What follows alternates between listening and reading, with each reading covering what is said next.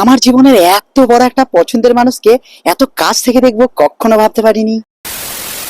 তো আগামীকাল ছিল 20শে জানুয়ারি, আমি আর আমার বন্ধু আমরা যাচ্ছি বর্ধমান। আমরা কিন্তু এমনি এমনি যাচ্ছি না, কাজলকে দেখার জন্যই যাচ্ছি। 90 দশকে কিছু বেস্ট মুভি আছে, যেমন দিলওয়ালে দুলহানিয়া লে যায়েঙ্গে, কারেন অর্জুন, বাজিগার, আরো অনেক অনেক হিট মুভি আছে যেগুলো অভিনয়ের দিক থেকে মানুষকে কাজল বুঝিয়ে দিয়েছেন তিনি আর কেউ নয়, তিনি শুধুমাত্র আমাদের গর্বের কাজল। তিনি তনুজা দম্পতির একমাত্র কন্যা, বর্তমানে অজয় দেবগানের স্ত্রী কাজল দেবগান। কাঞ্চন উৎসবে গিয়ে আমি বুঝতে পেরেছি লোকের জনজোয়ার দেখে যে কাজলকে নিয়ে মানুষের আবেগ ঠিক কতটা। শরীরে বইছে লাল রক্ত, আমি অল টাইম কিন্তু কাজলেরই ভক্ত।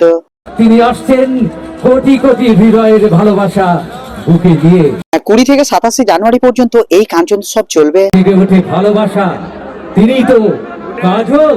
মাননীয় শ্রী খোকন দাসের আন্তরিক আমন্ত্রণে এই প্রথম বর্ধমানে কাজল দাস মহাশয়, আপনাকে অনেক অনেক থ্যাংক ইউ প্রতি বছর বছর এরকম মেলাটাকে অর্গানাইজ করার জন্য, এত ভালো ভালো আর্টিস্টকে দেখানোর জন্য। সেই ঐতিহাসিক মুহূর্ত। কাজলকে ঘিরে আবেগটা শুধুমাত্র কাল আমারই ছিল না, অনেক অনেক মানুষের সেখানে আবেগ জড়িয়েছিল। যারা কাজলকে মন থেকে লাইক করো তারা অবশ্যই একটা করে কমেন্ট করে বুঝিয়ে দিও। অনেক অভিনেত্রী আসবে যাবে, কিন্তু মানুষ যখন কাজলের নামটা একবার হলেও করবে তখন শরীরে লোম কাটা দেবেই।